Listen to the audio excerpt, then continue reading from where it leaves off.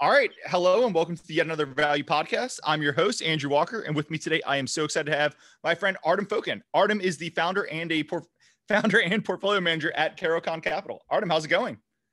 Hi, Andrew. Thank you for inviting me over. When you first invited me, I was very excited for at least two reasons. First, it's always nice to talk to you. Second, I thought it would be really fun to have a historical recording, probably, I don't know, an hour long with my COVID hair. Because hopefully in a few years, when we look back, we would not even remember this period. And now we will have some evidence that, yes, it happened. You know, one of the first podcasts we did, somebody emailed me and was like, hey, really enjoying the podcast, but you don't look good, man. And I had grown the COVID beard out and stuff. And I was like, thank you. I don't know how to feel about that. So I certainly hear you there. But hey, let me transition and start this podcast the way I do every podcast. First, just want to remind everyone a disclaimer. Nothing on this podcast is investing advice. Everyone should do their own diligence and remember that.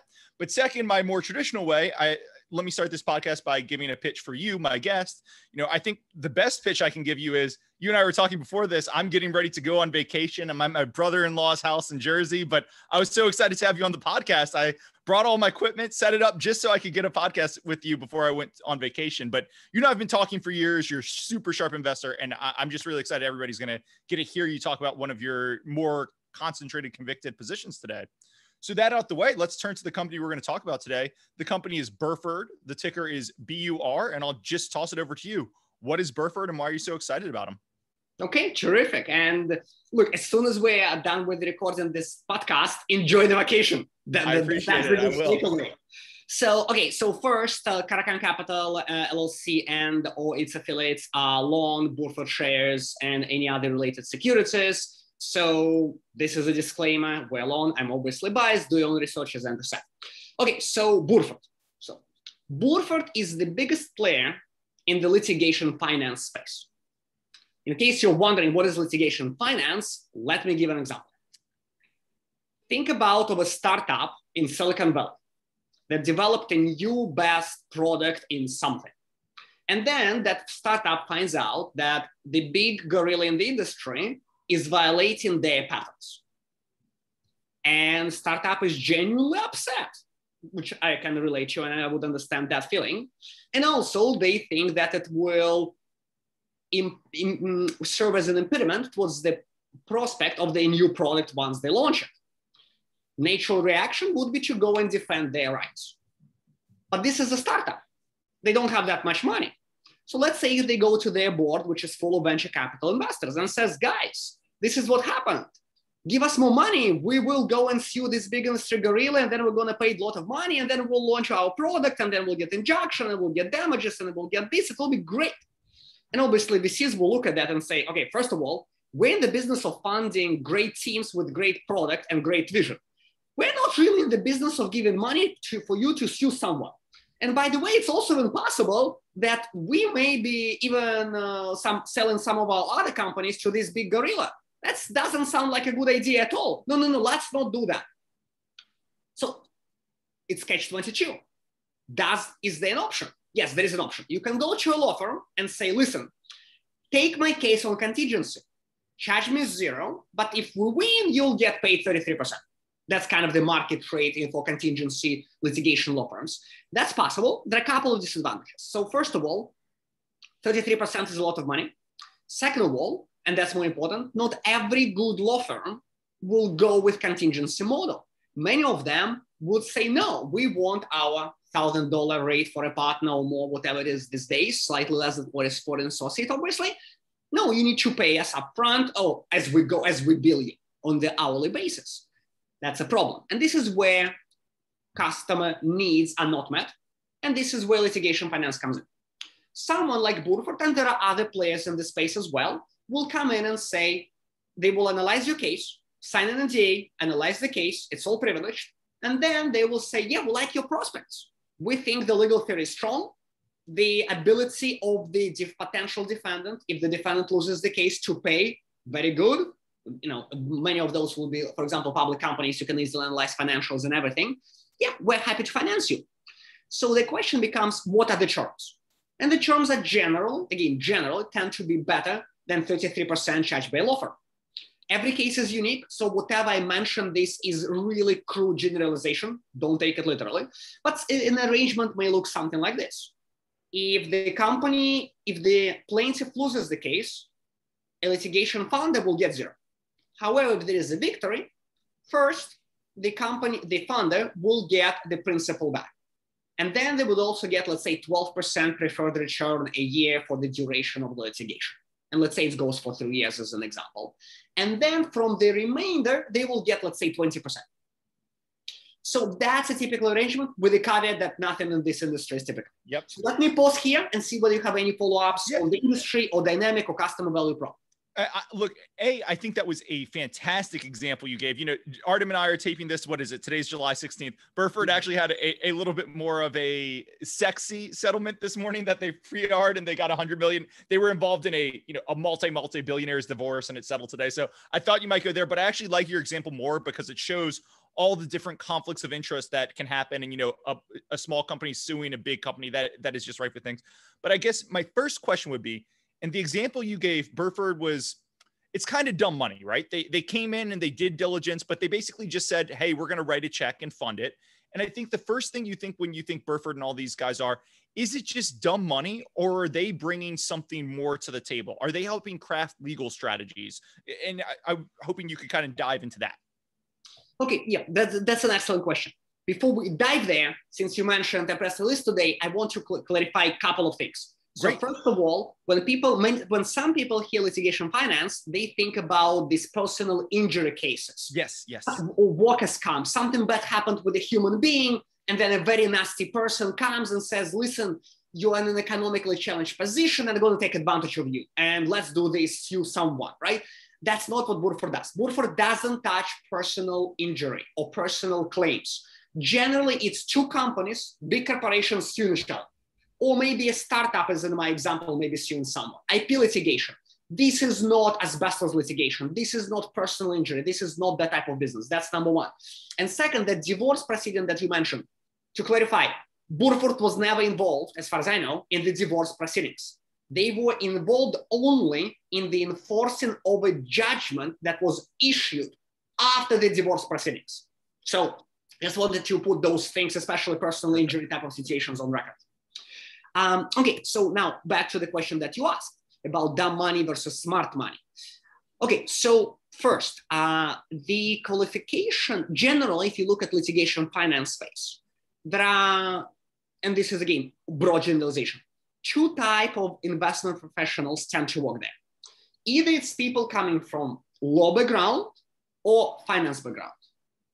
And obviously, it's both have advantages, to be clear. At the same time, both have disadvantages. A good litigator who comes from a top law firm may not necessarily view the world through an investment lenses.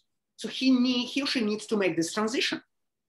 Similar, finance people come, they view finance through finance lenses, which is wonderful as they investors, but they may know nothing about law. So you need to have a team that combines both. And if you look, a number of people in this space actually have GD MBAs, or maybe they did a few years of banking and a few years of big law, and then they got into litigation finance. There is a variety of backgrounds. If you look at the Burford, and you can go on LinkedIn and do searches, it's all public information, and you can look both at top management and you can look at middle management. If you look, the credentials are generally impeccable. Many people have done clerkships with various US judges. For those who are watching this podcast and may not necessarily be familiar with legal education in the US, very often if you go to top law school and then you want to become a litigator, it's considered to be super prestigious and really good for your career to go and do one, sometimes maybe 2 years of clerkship for a judge. And the higher the judge, the better. So trial court would be less prestigious than Supreme Court, to say the obvious. And there are different appellate courts. So, and many people at Buford have done something like this. And you look at their resumes, it's like, yeah, top law school, great clerkship, top law firm, big law, then move to Buford. So this is very highly qualified people in the area that they do. Now, are they involved in crafting litigation strategies and things like that? There is a very delicate line there. And first I will talk about the component, how these things, as far as I understand, are regulated based on legal ethics. Again, this is my understanding. Talk to your lawyer friends to learn more. I'm just sharing my diligence through my conversations with people in the space.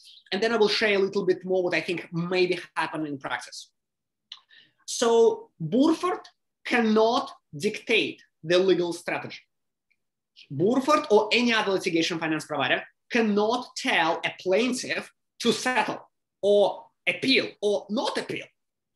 That's not allowed because Burford or anybody else is not a client. The law firm owes the duty of loyalty, of right representation, and all those legal ethics things to the plaintiff. They are the client. Now, a litigation finance provider can, through structuring an agreement, incentivize certain type of behavior.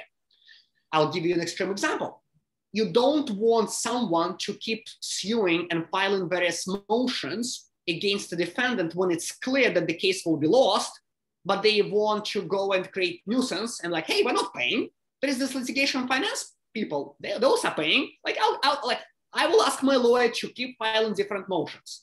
Like, yes, you can structure an arrangement to disincentivize that, but you cannot say stop.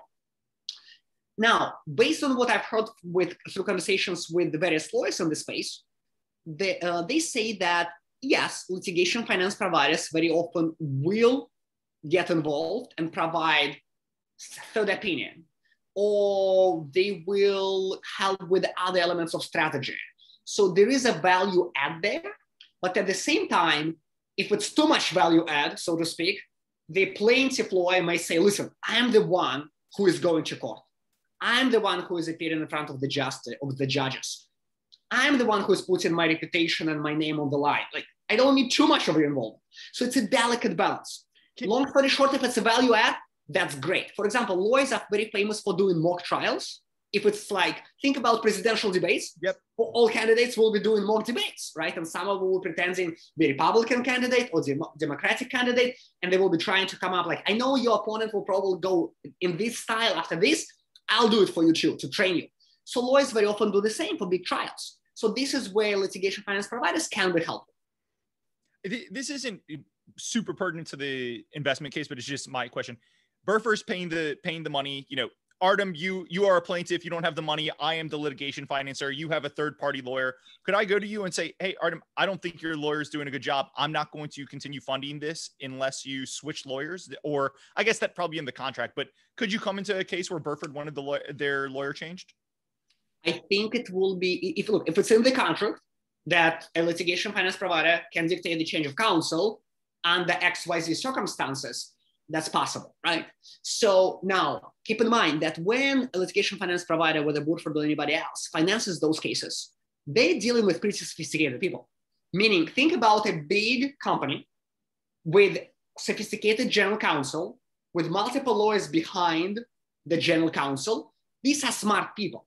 So if the plaintiff counsel is not doing job good enough, most likely they will be getting that sense. Yep. So they probably will see, look, in the dream case scenario, litigation finance provider and a client should be seen eye to eye. Yep. And they should get together and say, yeah, this law is not good enough. Let's go to someone else. If they don't see eye to eye, can it be a potential area of some friction? Yes. You know, is there anything in business? Perfect. Okay. So I think we've covered the kind of overall landscape. So that's litigation financing as a whole. You're obviously interested in Burford, right? Burford is the largest player in litigation financing. So I guess the two questions, and this is starting to go into the bull case for the company. They're the largest player in the space. So do they get any advantages from being the largest player in the space? Look, so I think they do. The analogy that I use very often is if you look at Blackstone, for example, and there are certain deals that probably only Blackstone, maybe a couple of other PE firms can do. I don't know whether you read it or not. It's a wonderful book, What It Takes by Steve Schwartzman, his autobiography. It got published, I think, sometime in second half 2019. Wonderful book. And he gives some examples there that like, yeah, we did this super complicated, huge deal, and I don't think anybody else would be able to pull it off. And if I'm not mistaken, he's using the example of Blackstone buying bits and pieces and selling immediately. Sorry, buying entire real estate empire from Sam Zell and immediately selling a bunch of pieces and keeping some of that. Like really complex deal, lot of money, very difficult to pull it off. And as far as I remember, Mr. Schwartzman makes a point that I don't think anybody else will be able to pull something like this. So I think similar dynamic exists in the litigation finance world. So now let's take two extremes. Yes, Extreme please. number one is a case that will require $5 million of legal fees. And by the way, on average, rough average, Burford deploys about 10 million into a typical matter. So that's a big deal. So 5 is a lot smaller, but it happens. There are probably many litigation finance providers who can fund something like this. Take another extreme. A company, not a law firm, but a company comes to litigation finance provider and says, listen, we want to figure out how to use our legal resources, our legal assets more effectively and monetize them better. We have this big portfolio of various matters. We want you to fund all of them on a portfolio basis, cross-collateralized. And it's going to be $150 million in legal fees. Or some number like this. I'm picking a random number here. Not many people can fund something like this because many litigation finance hedge funds would be 300 million in assets, 400 million in assets. There are some bigger ones around $1 billion, but kind of a median would be 300 million. You cannot just take so much risk, even though it's a diversified pool of matters, it's still one client, just few law firms, etc. So that's where scale matters. So that's number one. Number two, the awareness of litigation finance as a tool for general counsel, a chief lawyer within a company, or CFO has been increasing, but it's still relatively low. It's better to be known as the biggest name because you think about it like, well, litigation finance provider, yeah, we have these assets and we don't want to pay legal fees. GC and CFO conversation, GC general counsel.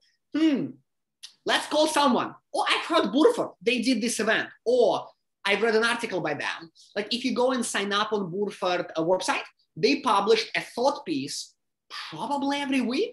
And it's a good piece, right? And I skim through them from my investor perspective. But I think if I was a general counsel of a company or a CFO, I probably would be reading them with a lot more interest. So that brand recognition helps because the more inbound inquiries, high qualified, like promising leads come in, the better. That's number two. Number three, if you do more matters, like very often, legal matters are brought by a law firm, not by a client. That's the dynamic. Client comes to law firm, says, company B hurt us.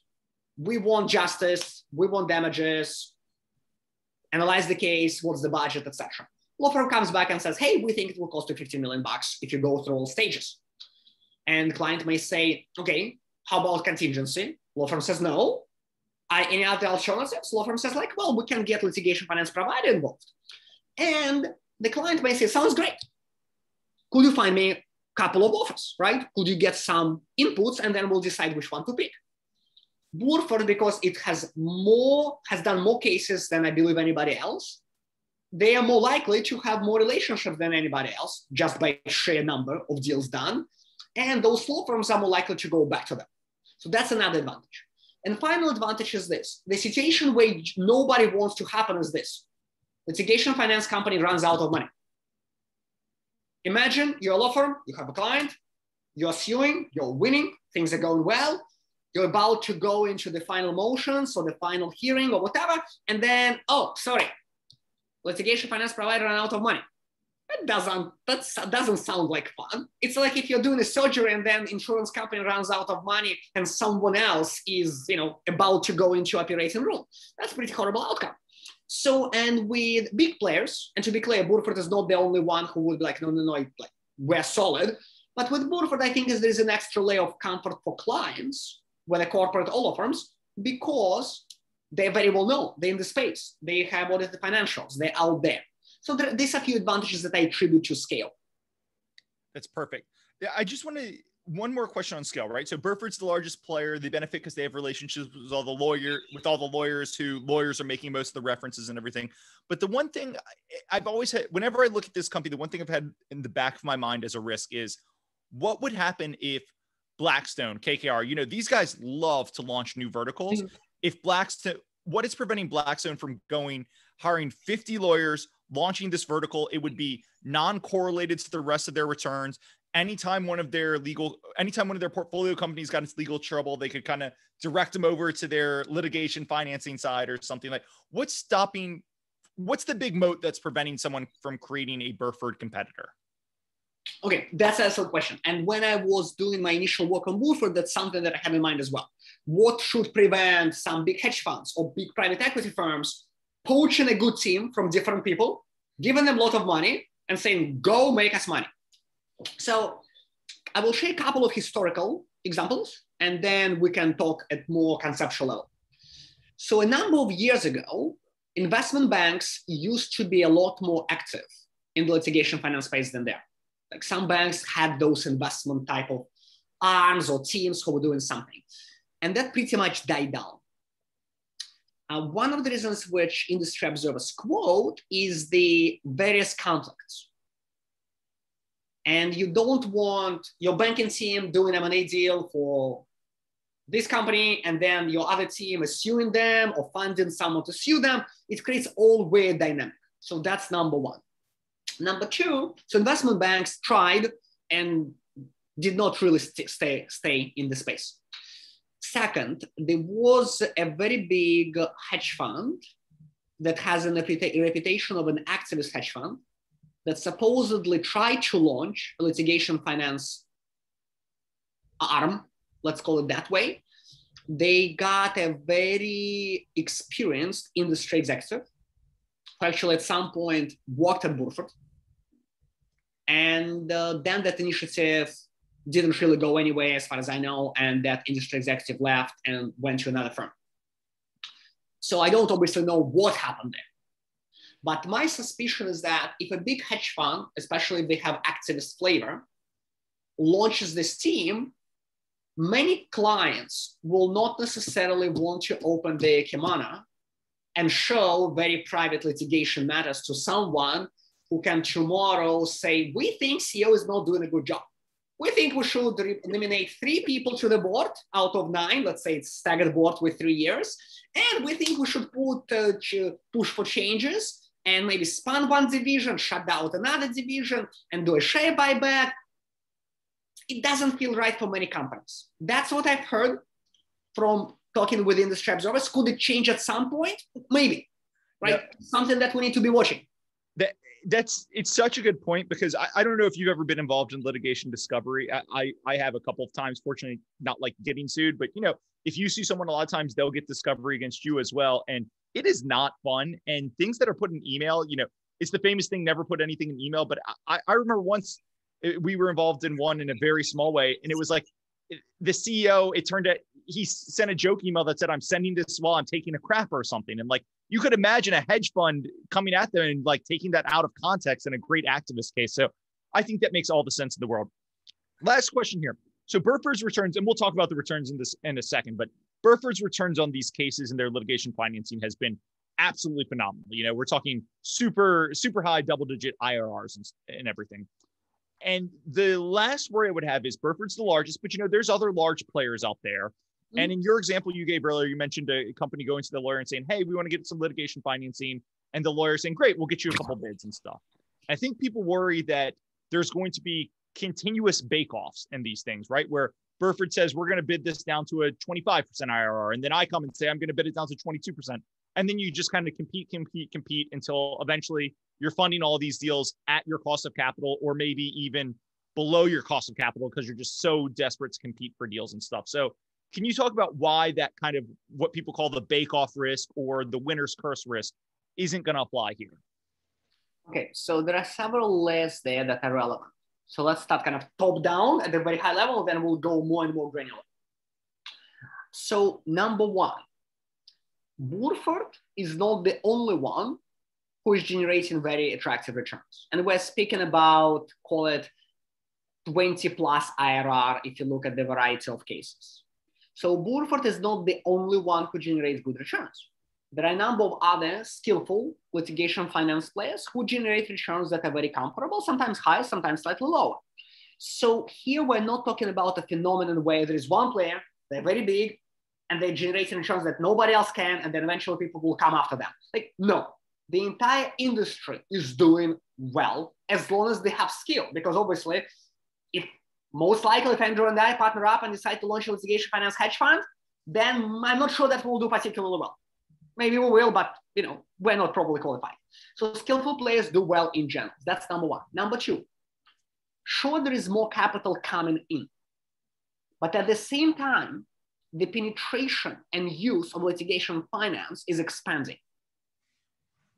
It's difficult to quantify. There is no thing where you can look and say, like, if you look at smartphone penetration or broadband penetration, we can look at some numbers for the industry and get a decent sense how many people have smartphones in the world, or how many are sold. We get decent estimates, or how many households in the US already have a broadband today versus 2010. We can do all those type of things. With lit finance, it's a lot more difficult. So anecdotally, and observing this space, the penetration is still very, very low. And it's growing slowly. So that new capital that is coming in, being attracted by strong returns, are being absorbed due to increase in penetration. And by the way, one thing that I want to highlight here, and then we can maybe talk within another sub-question about this. These returns, what makes them so desirable, they are truly uncorrelated. There is a legal case, there is a lawsuit, it will be resolved eventually, one way or another, it always happens, settlement or adjudication, and it will be either win or loss. And that process has very little to do with whether interest rates go up or down, GDP up or down, market is up or down. So that's the kind of nirvana for skill. So, but going back, penetration, it's slow. That's why I think the capital is being absorbed and it's working fine. That's number two. Number three, litigation finance has been expanding the total addressable market. What nobody can calculate with any degree of precision is that some cases that would have never been brought to courts are being pursued now because there are litigation finance funders who are willing to finance it. Like the best analogy I can come up with, and it's probably partially dictated by me living in Northern California, is think about what would have happened with innovation and all tech companies if there were no venture capitalists who were willing to finance and invest in young startup teams that are coming with great vision and product and maybe beta, but not much beyond that. Imagine if that market did not exist, our world probably would be a lot worse than it is today. And we would not have had many products that all of us enjoy using. Yep. So that's reason number three. So that's kind of like macro drivers that I see why I am watching, but I'm not overly concerned about the inflow of capital and some new players popping up. Now, can I just pause you there just to make sure? Because I think that was a great point. So the summary of that point would be, yes, there is capital coming into the space because across the space, the scaled players are realizing great returns. But what you're saying is, A, there's a huge market out there because there's so much of this litigation financing, so much litigation that could be financed on corporate balance sheets and everything. And B, the market's probably even bigger than that because historically, in your original example, that startup that wanted to go sue Google or Facebook or whoever broached them, 5 years ago, that lawsuit just would have died because they couldn't get the funding. The VCs would have wanted them. Correct. But today, litigation financing means so there's a lot of the market to be tapped and the market will grow as there's more litigation financing. Correct. Perfect. Excellent summary. So those were macro reasons. Now let's go more to mechanical micro reasons. And this is again based on me talking to various people in the space, like how does it normally happen? So generally, look, in some cases, there will be where a law firm has a preferred relationship and they're like, we really like working with XYZ. And the client really, or corporate client really likes working with XYZ, whether it's Burford or anybody else. And they may be like, yeah, let's go to that, right? So that's very, very possible. Now, in some cases, the client will be, okay, let's try to figure out the best pricing.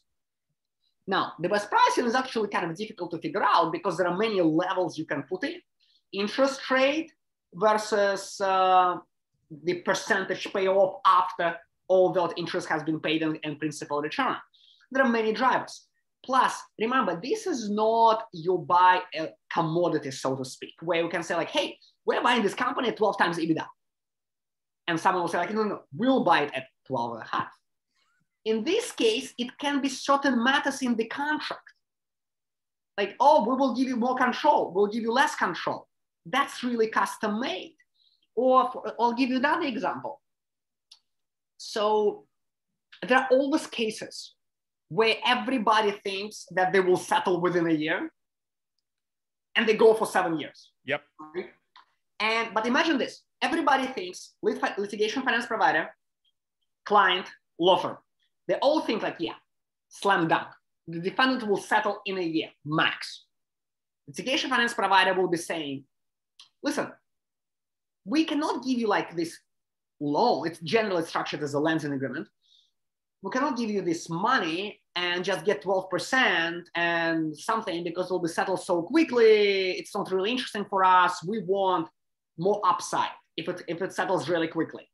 And the client may be like, no, but what if it doesn't? So there is this debate and it's inherent. And if someone takes a differentiated view and says, okay, we'll do it in a different way. There are so many ways how it can be, how the potential profit pool can be cut. That creativity in deal structure is very, very important. And I'm not saying that PE is not creative, of course they are. But I think here it's more difficult to price purely on some metric, which is easy to grasp. Does Burford get a data advantage where, hey, you know, they're the largest people, they're the largest litigation financier, they've done the most of these. So when you get those type of debates, Burford knows Burford's got better data on the exact terms that they can cave on or the exact terms they should push on or that type of stuff. So Burford talks about the data advantage that they have. I think there is a data advantage. Can it be overcome by someone else? Maybe. The thing is that, so think about this way. Generally, and I'm sure there are exceptions, generally, if a matter gets to litigation and then it gets to court and then the court decides, generally those things will be public. Generally, I'm sure there are exceptions. Now, in theory, a smart data-driven team can get that somehow. I don't know how, but I'm sure technical people can solve that if necessary and aggregate the data and try to run regressions based on the judge or based on this, based on that. Like, I'm sure it can be probably done. I'm not sure that anybody has done it, but in theory, at least it's plausible. Now, there are always cases that are settled. More cases are settled. I think they say 67% of cases are settled, right? So most cases are settled. And in that case, very often the terms will be confidential. Yep. Parties decided to make peace. The judge approved the settlement. Everybody agreed that the terms will be confidential. Move on, right? And that data advantage is a lot more difficult to obtain if you're a small player, because that's very confidential. How are you going to get that? So I do believe that Burford has data advantage. It's difficult to quantify it, quite frankly. So if I was only really relying on that advantage as a source of competitive moat, I probably would feel less comfortable. But when you combine the data advantage with multiple others that you and I talk to, I feel like that's fine. Like that should be work. It's a nice addition. That's great. You know, the only other thing, and then I want to move on to valuation, their relationship with lawyers, it's not perfect, but it reminds me a little bit of the title insurance companies. I don't know if you've ever looked at them, but how the title insurance insurance is a pretty pure commodity, right? Like you're just ensuring that nothing bad's happened in the past. But the title insurance companies their agents get great relationships with realtors, lawyers, those type of guys. And then when you go in, you know, you only do a mortgage once every 10, 15 years, you go in and say, I need title insurance. They go, oh, great, I got a guy. And you don't even think about it, right? It's a small cost. And with litigation financing, maybe you do the bake-off. But if the lawyer says, we work with Burford all the time, these guys are the best terms, best value add, like I do think there is real value. And probably from people like you and I who are very financial minded and just kind of look at the numbers, we might not see that value in that relationship. Look, I think there's a lot of truth to that. Again, difficult to quantify. But before we dive into this excellent question, Andrew, on the bake-off, right? One of the reasons, so can a law firm or client go to 2 or 3 litigation providers? Yeah, it happens, I'm sure. However, you cannot really compare this type of bake-off with private equity. Because think about it, there is a company that is up for sale. There is a sell-side banker. They got the mandate. They do it act together with the company. And then they can blast it with almost zero incremental cost to, I don't know, dozens, hundreds of potential buyers, right? Yep. Maybe not 1,000 because there are probably not 1,000 potential buyers, But if they were, like, just adding one extra line in that BCC email, right? There's almost 1,000 SPACs out there. There might be 1,000 buyers. True, very true. So there's not that much, and then they compete, right? And also, if a seller completely exits, you get the money, you move on with life. Done. It's very transactional. Now, if it's a partial sale and you just get the 30% and there is a board seat, it's a continuous relationship. That's different. But with Burford, you can't BCC 1,000 people because it's your internal confidential data. So you could really only bake off 2 or 3 people at most. So exactly. First of all, it's a lot of privileged information. So you probably don't want to communicate it to the entire world. That's number one. Number two, because you are risking, first of all, too many people will know. Second of all, there's always the risk that you will do something silly and then you will waive attorney-client privilege or work product privilege, those things that protect that information. So you don't want to do that. And on top of that, think about it. So this is a law firm. They call Buford and call 25 other litigation finance providers as a hypothetical example and say, we have this case, would you like it? Then all litigation finance providers want to talk with the lawyer. The lawyer generally will keep billing the client, right? Having the same conversation 25 times. Now, if it's only one lit finance provider, as a matter of courtesy, law firms sometimes may waive those fees. Yep. Maybe if it's 2. But if it's a lot, like, no, you need to pay your That's costs, a week's worth of work if they do that. Heck yeah, yeah. Exactly. So like it doesn't really land well. So is there some competition for cases? Of course. When like we in the United States, or they also operate in England and some other countries, we live in capitalism, right? There is a competition. That's a wonderful thing about this country and about like the way we live. So of course there is competition. There gotta be, but it's not a fierce competition. Artem, this is why they pay you the big bucks. Because in my mind, I always kind of thought, at some point that bake-off's going to come to them, that bake-off's going to catch up to them and returns are going to have to drop drastically. But I think you just laid it out. Like, these are advantage situations where if you got a relationship with the lawyer, at most you could bake off 2 to 3 people. You're going to be one of those 2 to 3 people. And when you have a bake-off with only 2 to 3 people, there's probably going to be pretty advantaged terms. I think we've done a great job of covering the business overview, some of their scale advantage and stuff. So I want to switch now to valuation, probably touch on the YPF Peterson case at the end of it, and then we'll talk downsides. So let's just move into valuation. This is difficult to value because you can't use LTM earnings, because if they have one big case that wins them hundreds of millions of dollars, the LTM earnings are going to look unbelievable. If they don't have a settlement in the past year, LTM earnings might not look that great. So I think the best way to look at it is probably their book value right now is around $7.70. They're trading in the US around $10.50. So, you're paying approaching 50% above book. Obviously, the market's pricing in a little bit. They're going to continue realizing great returns on their assets for a long time to grow into that book, or they have an understated book value, or some combination of both. I think it's probably both, but I want to toss it over to you. When you look at that valuation, how do you look at that valuation? What do you think Burford would kind of be worth in a base case scenario, the different sum of the parts and everything? Okay, so you hit on many interesting points here, right? And yes, that's why they pay me the big bucks. Exactly. Earnings from any period may or may not be meaningful, because if you have a big settlement, a big court victory, you can get a big payout. Alternatively, it can be a very slow period. Just like no big cases got to the finish line, either settled or adjudicated. Both could happen. So first of all, I don't really like price to book. Like if someone wants to use it, be my guest. So I will talk a little bit about price to book methodology first, with the caveat that I don't really like it and I don't employ it. I will just share conceptual ideas, and then I will move on into my preferred way. Okay? Let's just go into your preferred way then. There's no need to talk about it if you don't think that's the right way to talk about it. No, I will mention because some people really like it, so and I respect that. So if you were to go with price to book, remember a couple of things. You need to incorporate your view on return on equity. What is ROE?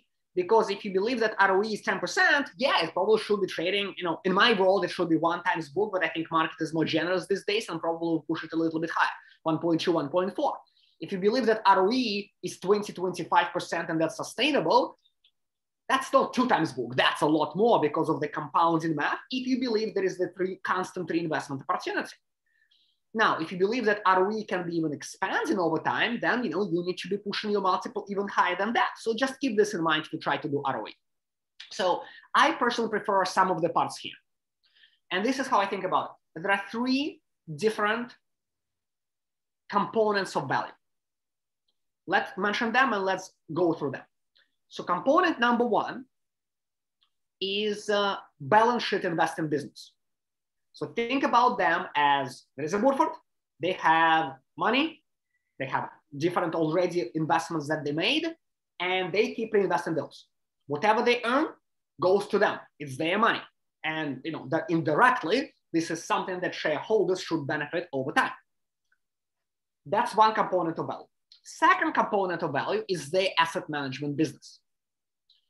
A few years ago, Burford, through acquiring a through acquiring a litigation finance hedge fund or private litigation finance fund, got into asset management business where they manage money for their LPs, limited partners, and they charge fees for that. So obviously asset management is a very asset-light business. So that's a pretty exciting thing. And their asset management, their fees, there is a broad range of fees there. Probably 2 and 20 is the most typical. But in one case, they charge 0 and 40. So, you're in the asset management business, I'm in the asset management business. We can say that 0 and 40 is pretty good fee structure. I wouldn't mind some 0 and 40 capital myself. Exactly. So it's a big sovereign wealth fund whose name has never been publicly disclosed, but obviously there are not that many in the world, so we can make some guesses. And they manage, that's asset management business. So we should value that separately. I'll get into that. And then there is a third element of value, which is one extraordinary large case that right now is the trial. It's in the process of being litigated in the Southern District Court of New York. It's a big litigation where Burford client is opposing the government of Argentina and oil company YPF. So, and that's such a big case. And obviously it's a binary outcome, right? They can win or they can lose. Like, who knows? So that's why I want to value it separately. So those three elements. Now let's go one by one and go through some concepts and some numbers. So balance sheet business. The way I look at it is this. I say, okay, they got this pile of assets which they keep investing. And I make some adjustments, such as I take out goodwill, because goodwill is goodwill. You cannot invest goodwill into someone else's litigation finance claim and get paid. I also take completely YPF out. Because we're going to value it separately. Yep. And by the way, I'm sure at some point you will ask me about fair value and how they mark the books. So, we'll get there, but, I take all of those, whatever related to YPF, I take it out. And then I say, okay, also there is a minority interest, which Burford consolidates one of the hedge funds on their balance sheet. So we need to make sure that we take that out. I think it's about 250 million. So when we take all these numbers out, I think we're getting roughly to 1.5 billion and change of investable assets. Now, those are roughly from memory. So I'm making sure that people don't think that I'm precise to a penny. Do your own math. My goal here is outline the concept and give some rough numbers, but don't take them too literally. And that's okay. So that's some pool of money, and they should be able to invest that and generate some return. Then I say, okay, what's the return? And remember, that will be jumping. Sometimes it may be low, sometimes it can be really high. If we look historically, the IRR has been around 24%. Now, if you look at Burford numbers, they report high IRR, like I think around 30, but that includes that extraordinary case against Argentina where they already made some money. So to be conservative, I say, let's assume that that case will never happen again or something like this. And by the way, it may happen, right? We don't know, but let's say no. Let's say 24% IRR and work from that. And by the way, if you don't like 24, you can take 20. You can put whatever number you like. Maybe you think that the returns will compress. Use 20 or 15, whatever you like. I'm just outlining the methodology here. And then I say, okay, so on this asset base, apply 24% IRR. This is the amount of gains that Burford should be generating in a normal year, with the caveat that none of those years in the future will probably be normal. But if you average it out, probably that is how it would look like. Assuming no reinvestment, but they obviously will be reinvesting. And I say, okay, now let's take out operating expenditures, mostly salaries and goodwill. I'm ignoring goodwill. Sorry, they also amortize some of the intangibles. So I'm kind of ignoring those, not goodwill, obviously. I'm ignoring that. Similar as I ignored goodwill in my asset calculation, I'm taking out some intangible amortizations. So, and I take out OPEX, mostly salaries. Burford has some bonds. They're not very levered, but they do have some bonds because it makes sense to have when you generate such high returns and your interest probably 6 or 6.25 or something like this. I take that interest out. I take some taxes out. Burford has been incredibly tax efficient because mostly I believe a couple of reasons. First, historically, it happened to be a company in Guernsey. Yep. And second, I think they do really thoughtful, tax planning and thinking about their structuring. So if you look, the effective rate is very low. They say it will go up over time. Makes sense. So I'm already putting the rate that they say probably will be in a few years. I'm already putting it today, which I think is overly conservative. What's their future rate? I'm just wondering for my own personal. So the company have been saying that it should go over time to mid-teens. Makes sense. Okay, makes sense. So can it be 15, 16, 17, or 14? Like, who knows, right? But now it's a lot lower than that. So that's what I'm using. And after those, you get to your normalized net income. Again, it's normalized. It will never really happen, that income, but it's a rough number. And that's how I'm getting to call it, 70, 75 cents of EPS. Again, this is normalized, hypothetical. You will not find that number. If you go to financial, you will not find it there. So that is, just to be clear, that is their current asset base, excluding the YPF investment. Correct. If they earn kind of their historical rate with the tax rate you talked about and all that, that's what they would earn consistently. And I think a key thing in that, what you just said, 70, 75%, is 70 to 75 cents per year, is you are not assuming reinvestment of the proceeds, right? Because if they took that 70 cents, they reinvested at a 20% rate. Next year it's 84. The next year it's approaching $1. All that. So you're not just on this asset base, 70, 75%. Perfect. Yes. So that's the range. Again, this is my estimates. Do your own work as always. So that's component of value number one. And now, by the way, before we move on, like, what's the multiple, right? Like, so you got this EPS number. Let's assume that it's roughly right. What's the multiple? Look, multiples is a contest in your preferences. Some people will like Spain and some people will like Italy or France when they go for vacation. So that's all varies. People should decide on their multiple. The way I think about it, there is a disadvantage, which is it's a capital intensive business. You invest in money. It's like a bank, right? Or something similar. That's a disadvantage. It's not capital light in that sense. On the other hand, there is a strong growth runway, industry leading position, in my opinion, strong competitive advantage, and very long reinvestment opportunity. Non-correlated too is huge. Yeah. Non-correlated is huge for this as well. Non-correlated is massive, right? So I'm like, okay, so what should it be? Be my guest. You can put 10, you can put 20, you can make an argument for 30, and then multiple goes down over time. Pick the number you like, right? I think it deserves 20. Can I prove that mathematically? No, I cannot. But when I try to figure out my normalized return on equity, obviously at that point you're working with normalized earnings and normalized equity, which is really a lot of normalization, and it's difficult to prove. I think it should deserve 20 or more. But this is a subjective judgment call, so someone else can disagree. So 20, 70 cents earnings, 20, we can do the math pretty quickly. That's $14 per share is the value of their non-YPF assets, according to the math we all just walked through. Yeah, like 14, 15, that type of range, right? Again. On a $10 stock. Yes, something around 10, 60, 10, 50 these days, something like this. Okay, so now there's a second component there, which is asset management business. So Burford, and depends on how you want to count capital that has been, because Burford manages several hedge funds. Some of them have been already fully deployed and they, let's call them in harvesting mode, similar to private equity structure. Some of those pools of capital being invested as we speak, and obviously that's different. And in some of those situations, they charge management fees. In some situations, they already don't charge management fees because it has been fully invested. So there's a variety of assets. Depending on how you count, you can say that they're managing 1.5 billion or more billion dollars. So again, numbers will be a little bit different. You can look at those numbers and figure out for yourself what number you like using. So the question is this. You charge management fees. That's wonderful. But you also charge incentive fees, right? And this is where the interesting phenomenon happens. There is this way to calculate incentive fees, or rather crystallize them, called European waterfall.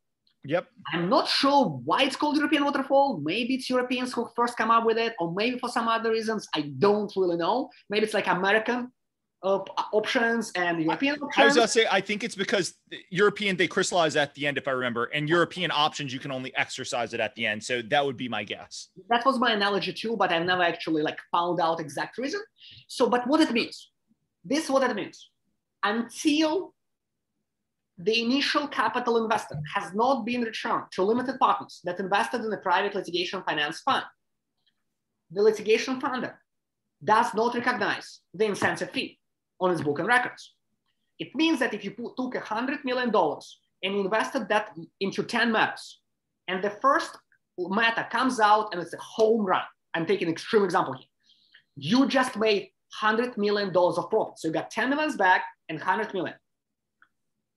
You, as a litigation finance provider, using European waterfall structure, will not recognize any incentive fees.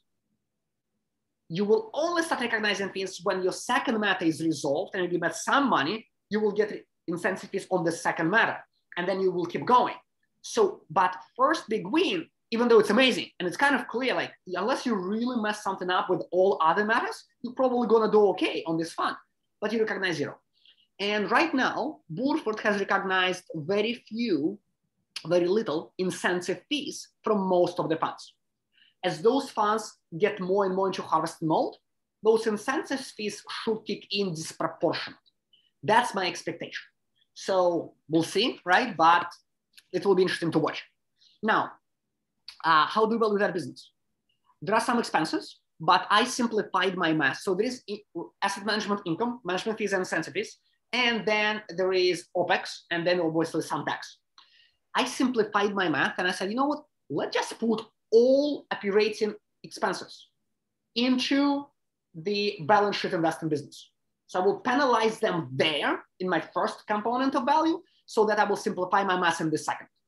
And there is also a decent, I think also there is a good conceptual argument for doing so, because there are exceptions, but most litigation matters are allocated between balance sheet and funds. There is a certain formula which they set and they follow.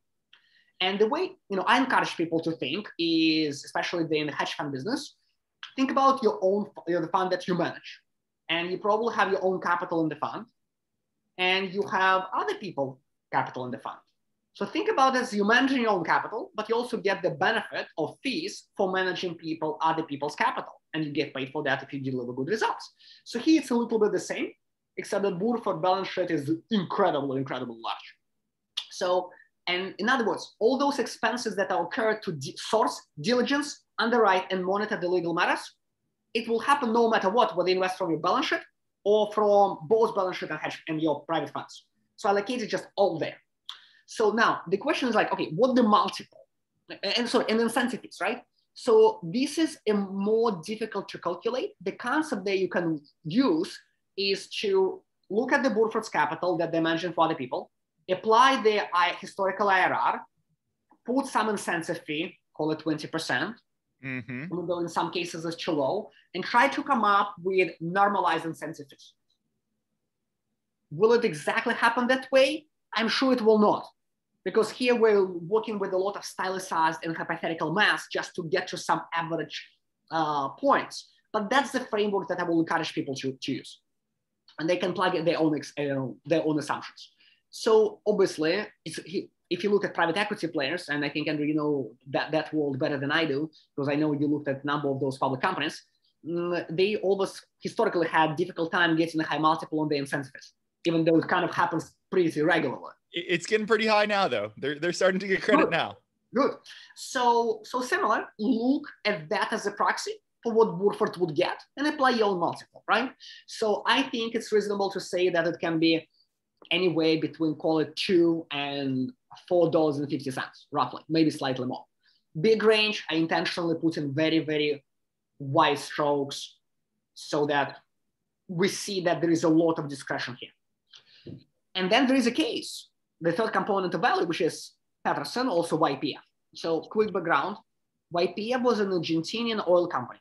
Yep. It was owned by the government a long time ago. Then it went public on the New York Stock Exchange. It was also public in Argentina. It went public in Argentina and New York Stock Exchange, if I'm not mistaken. And that's the background. Now, investors were concerned that what if the government at some point will take it back? What if the Argentinian government screws out my outside shareholders? What? Does that happen? Look, I've been to Argentina. It's a wonderful country, so I'm not going to say anything negative. It's a wonderful country and wonderful people and wonderful wine and wonderful food and wonderful steaks. So that's a terrific place to go.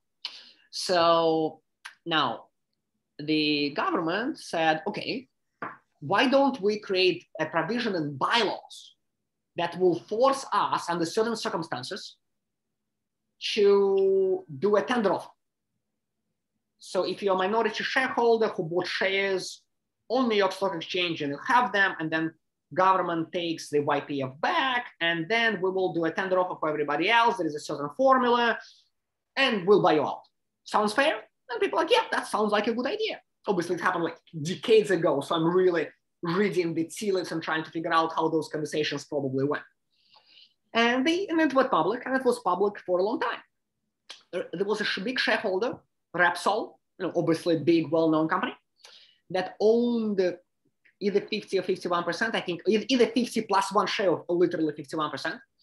And there was another big shareholder, which was Peterson.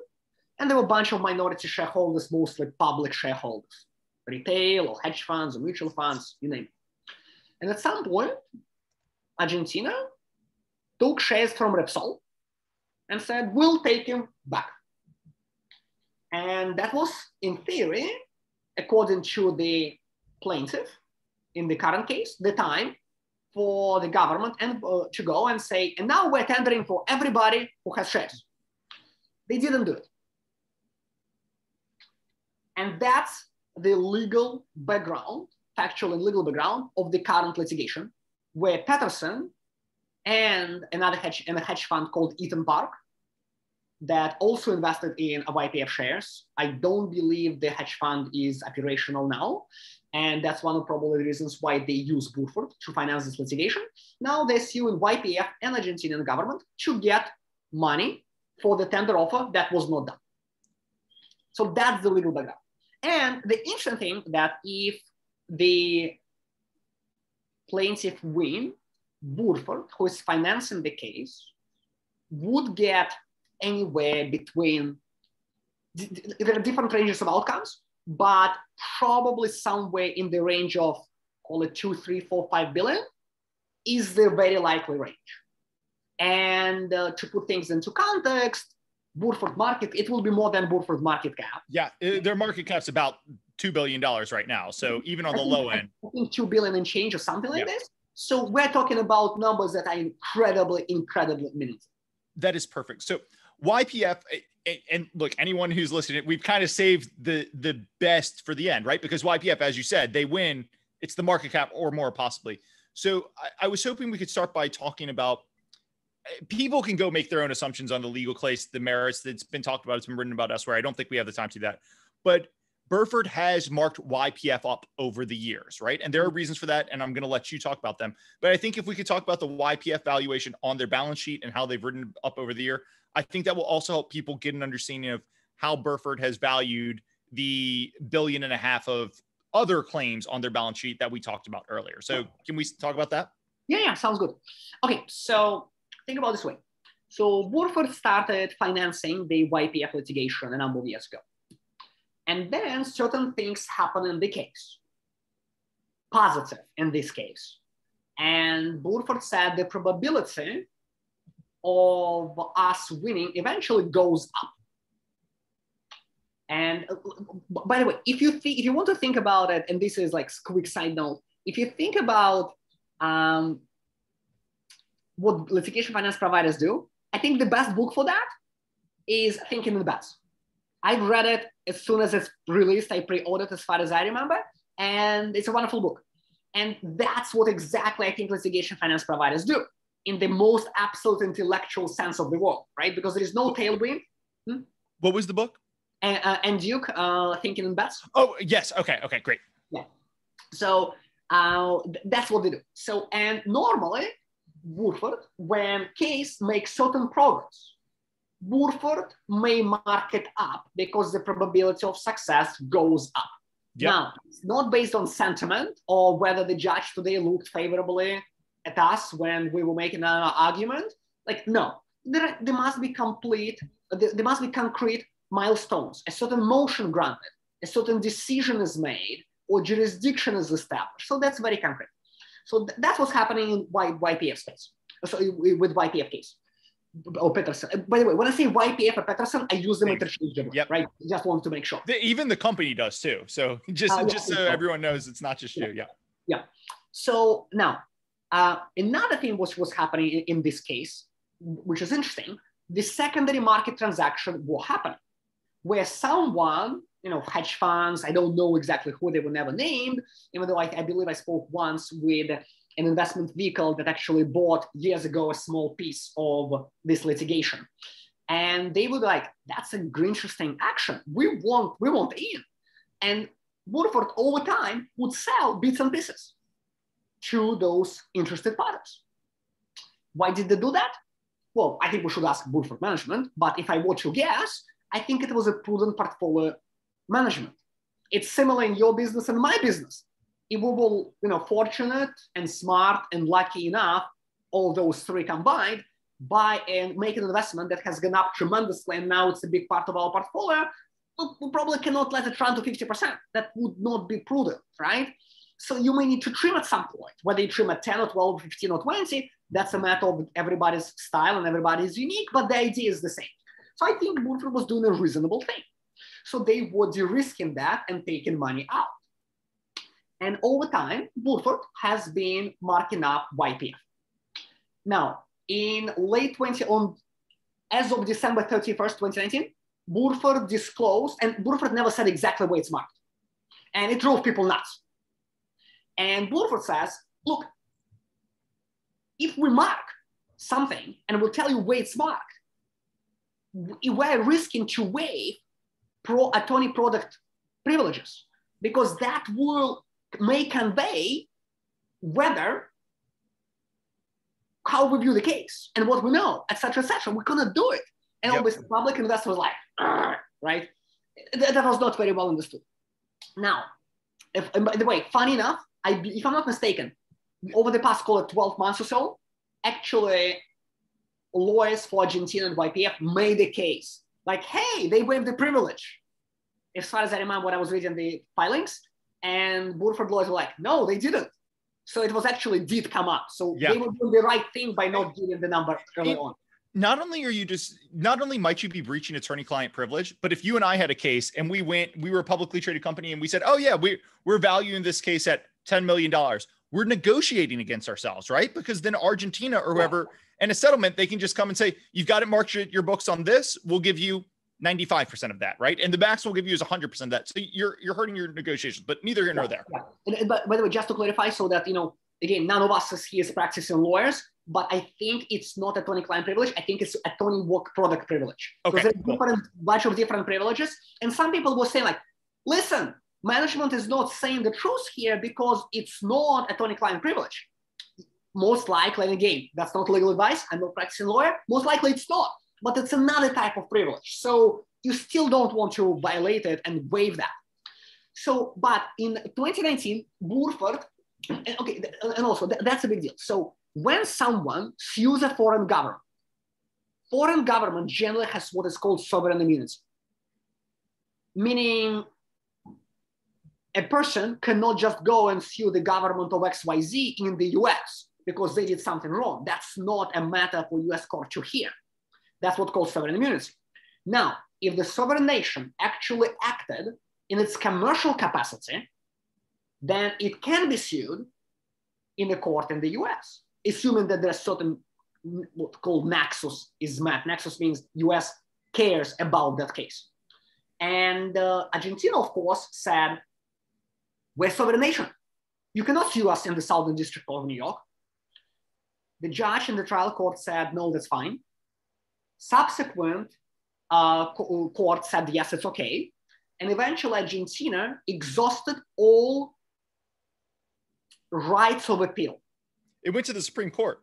So, okay, so it went to, okay, so the way legal system in the US, and again, this is not your legal basics. I'm not trying to educate anybody on legal basics, but normally there is a certain number of appeals that anybody is entitled to. That's a matter of right. You cannot be denied that.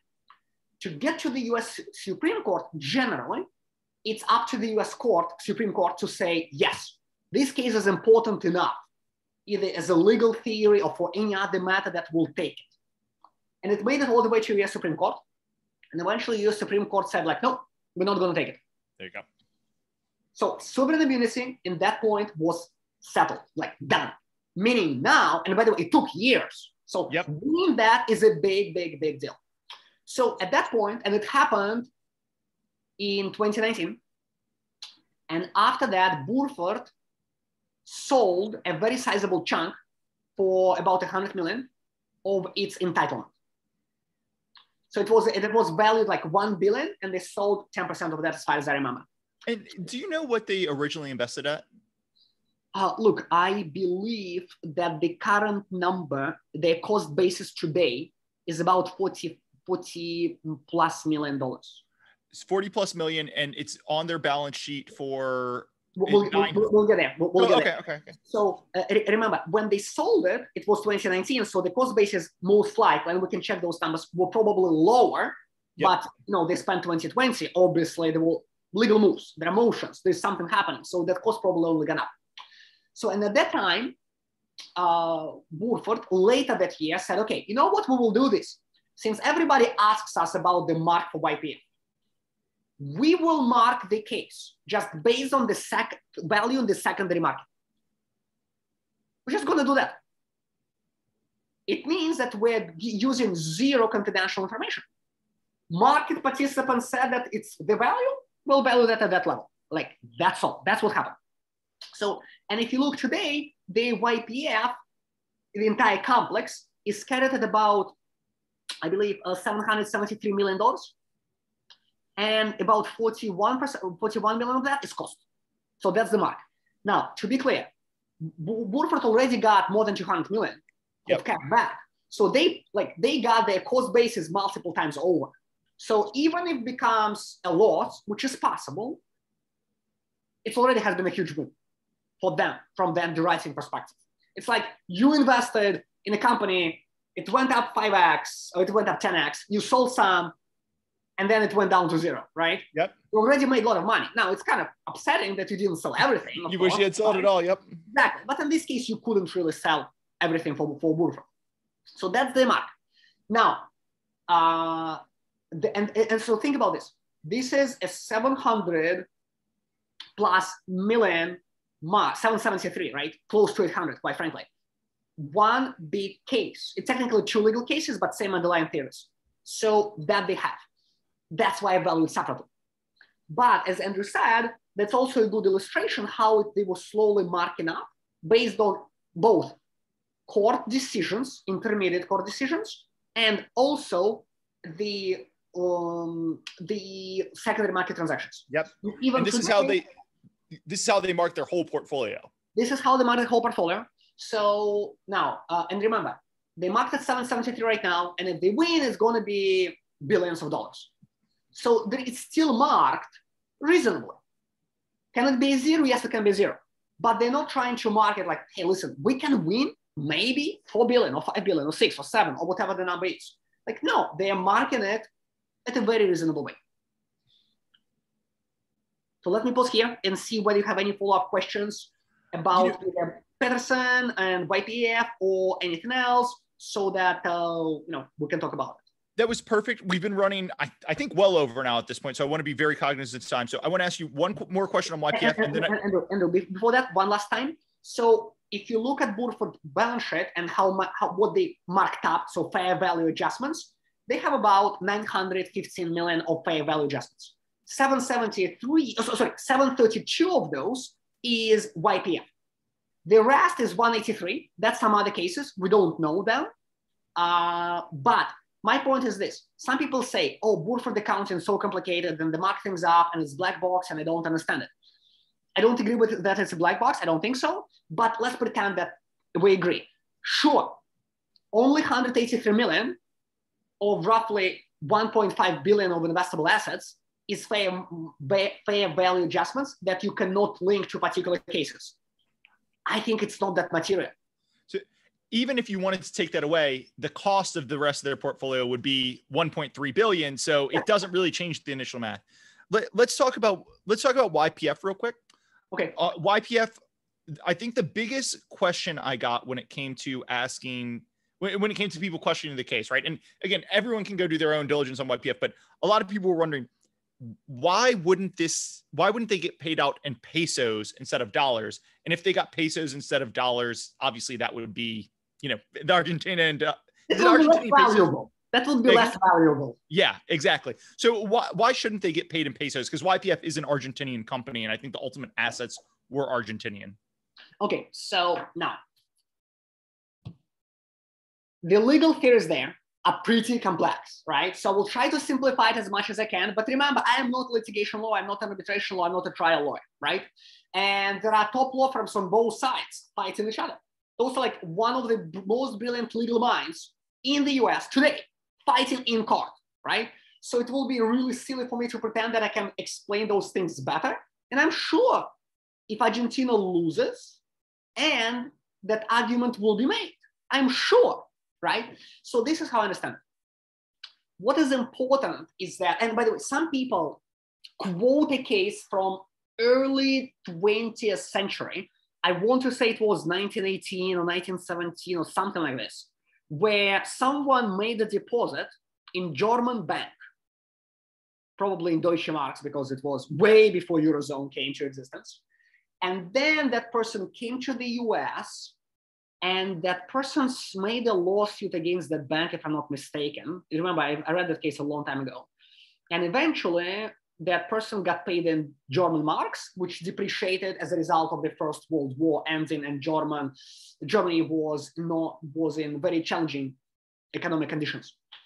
So, and the court said, like, listen, you were in Germany, transacting with a German company, make it in German pesos. Now that's like what you should be getting paid in. Like leave us alone.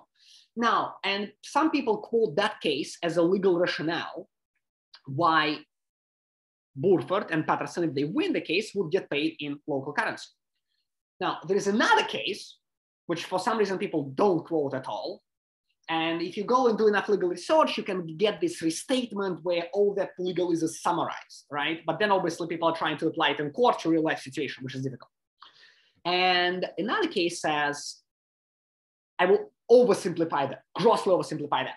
You should get paid your damages or whatever you're owed to in the currency in which you were hurted. And in this case, the argument goes like this. Sure, the shares were trading in pesos in Argentina. ADR, so ADS, were trading in the US, in US dollars.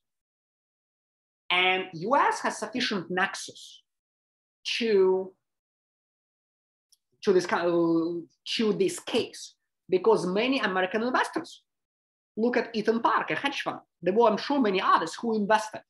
They should get paid in that money, in that currency.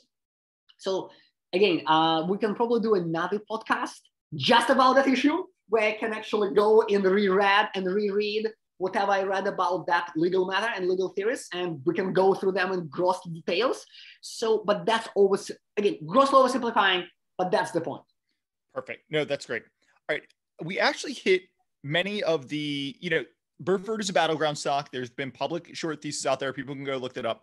We've actually hit many of the bear cases that I wanted to hit. We talked about competition.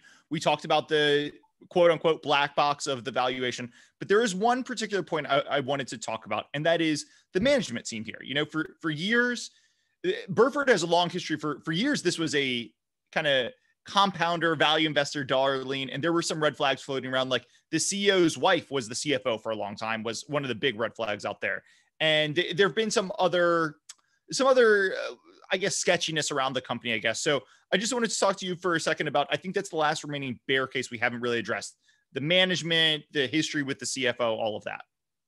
Okay, so first of all, I don't like the word sketchiness. So I want to be on the record to say that I disagree with the word sketchiness. I revoke my sketchiness thing. You know, I'm doing this off the top of my head. I'm revoking sketchiness. So, okay, so now let's go back.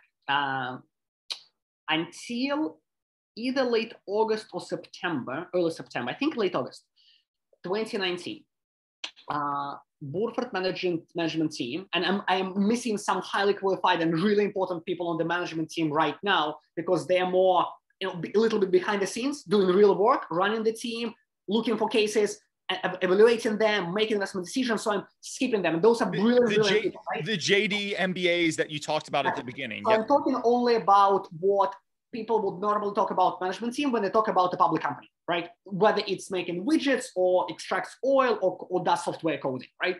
So there was a CEO, there is still CEO, Chris Bonner.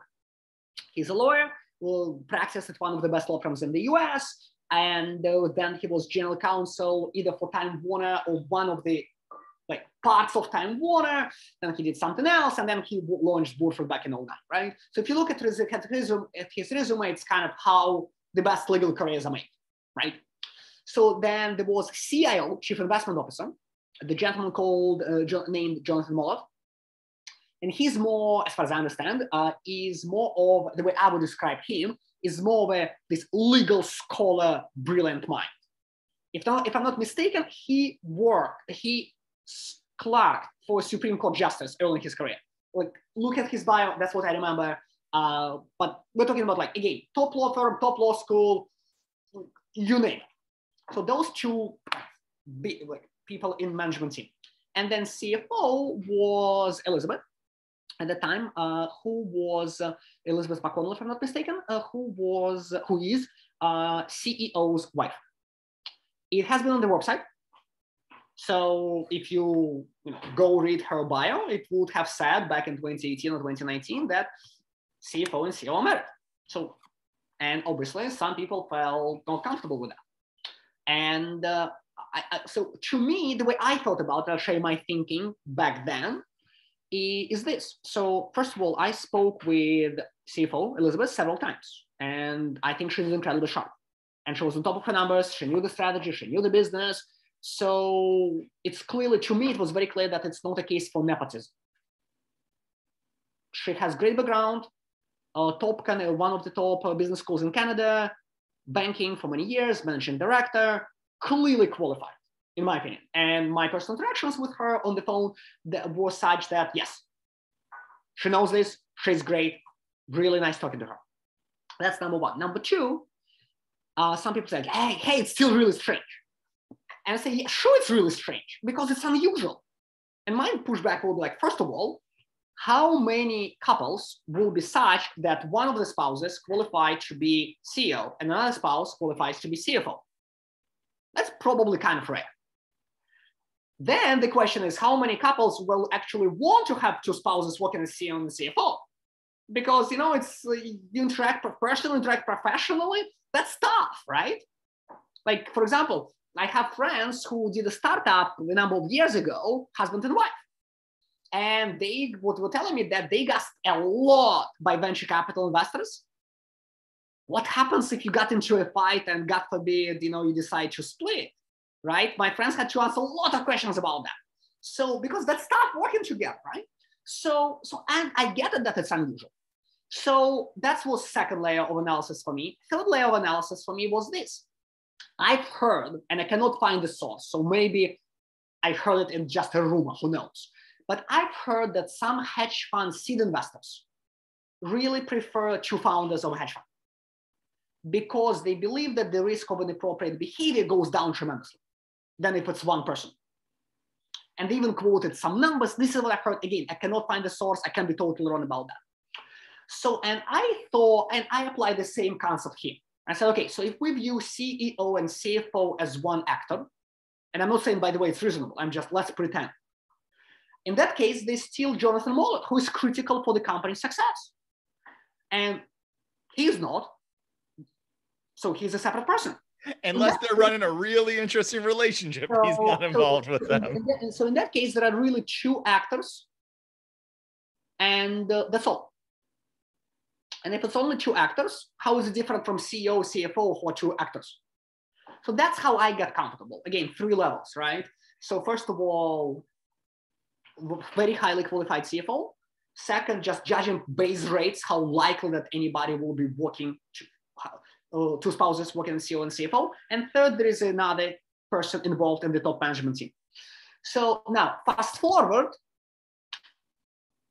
new CFO, temporary CFO came in again. I think it was late August 2019, maybe it was September. Who was senior banker at Morgan Stanley for a long time, who knew Burford before, and he came as this temporary CEO for up to 2 years. I think what that was announced, and I think he was great too. And if I'm not mistaken, he was the vice chair of Morgan Stanley's M&A practice. Again, check his bio. I can't be mistaken. So Jim was great. And recently, the permanent CFO was established, because what happened, because when shareholders complained and said, listen, CEO, CFO are related, et cetera, Burford said, okay, Elizabeth will become chief strategy officer, and we'll bring the CFO who knows the company, we'll bring him in, but it's temporary. Later on, we'll find a permanent CFO, which makes sense. And by the way, if you look at Burford, what number of changes that Burford made after August, September, and for the next few months, that's tremendous. They said, okay, you don't like that CFO and CEO related, we'll change CFO. Fine, done. You really want YPF disclosure, wait smart? Okay, we'll figure out a way, and they gave the disclosure, we worked through the numbers. You don't like something else? Oh, also people were complaining. Oh, okay, this is really funny, by the way. So, you know how in the US, generally it's viewed as if your chairman and CEO is the same person, it's negative. Right? It's too much power, et cetera, et cetera. I see the intellectual argument there. In this case, CEO was not even on the board of directors. And people were complaining, like, why are you not on the board of directors? I'm like, hold on one second. Some people were complaining about one of the biggest banks in the US that CEO and chairman was the same person. And you can figure out probably which bank I'm referring to. And people were complaining, and there was some pressure, et cetera, et cetera. Here, people are complaining about the opposite. The CEO is not even on the board. So Burford said, okay, you don't like that CEO is not on the board? Chris Bogart will join the board, fine. People were complaining that compensation of CEO and CFO and CIO was not disclosed. So, okay, we'll disclose compensation of 2 chief officers, CIO and CFO. And by the way, my response was like, do you really care the compensation is, what the compensation is, when you see the underlying, the final numbers? If you're happy with that income, that's it. It's like, hedge funds, like, why do you care about hedge fund fees? You either like after tax, after fee returns, or you don't. So I always felt like it's irrelevant in the big scheme of things. Burford disclosed that numbers. And by the way, speaking of that, both CEO and CIO makes 10 times or more less than the value of the stock that they own. So the incentives are, in my opinion, pretty clear. So, and there was a lot more things that Burford and its management gave to shareholders after August, September 2019, because people were asking and begging for them. Because if you look at one of the calls that happened in August 2019, there were like a lot of panicking shareholders on the line. And it was really interesting, to listen and read, where like shareholders were really like, oh my God. So what about this? What about that? And so Burford gave all the data, like, here you go. Perfect. Look, Artem, we have covered, it's been over an hour and a half, I think. We've covered so much, but I want to give you the last word. Is there any point you wish we had hit harder? Any point you don't think we addressed here? Any last words you wanted to add on here? Okay, so first of all, given that we spoke for 1 hour, 30 minutes, I would say that it reminds me of a quote attributed to Mark Twain. I didn't have the time to write a short letter, so I wrote a long one. So that's what it reminds me. So that's number one. Number two, you asked me about the Bayer case, right? And we mostly talked about, management team, etc. So the real Bayer case is this. And even though we talked with you about competition, and I presented why I believe Burford can sustain any increasing competitive pressures, and it's due to industry dynamics and customer value prop and scale and data advantage and all those things. It's still something that if you tell me, Artem, 5 years from now, Burford is not a successful investment for you, why did it happen? Like Andrew has a crystal ball. I know 5 years from now, it will not be a successful investment. Why is that? I would say because of competition. Because people are creative and there is always a risk. So it's something that I always watch. Well, it would have to be YPF fails, right? Because if YPF works, this is going to be a home run. So YPF would fail, which 100% can happen, right? That 100% can happen. No, I wouldn't say it's 100% will happen. There is a certain probability which is greater than 0 and lower than 100. So I said can happen, not will happen. But yes, there is absolutely a chance YPF. It would be YPF fails and the competition develops. Yeah. Cool. Anything else you want to hit on? No, I think that's all. Thank you for having me. Well, hey, no, I really appreciated it. Everyone can tell how much I appreciated it because I think this might be the longest podcast we've done. But look, I loved having you on. I know you and I talk relatively frequently. I know you've got a lot of great other ideas. So we'll just have to have you on back again to talk about some of those other ideas. But Artem Fokin, Caro-Kann Capital, you know what? Your Twitter's not super active. How can people reach you if they want to reach out to you? Okay, my Twitter is not active at all. I'm not sure 100%, but I think I've never tweeted. I have an account. I don't think you have either. I think you've got like 5 followers. You're following 5 people or something. But how should people reach you if they want to follow up on this? But maybe 5 people follow me, and now I'm wondering who are those my most loyal friends? I should send them a big gift for following me when I never tweeted. I'm one of them, man. I tagged you. I tagged you for the podcast. Yeah.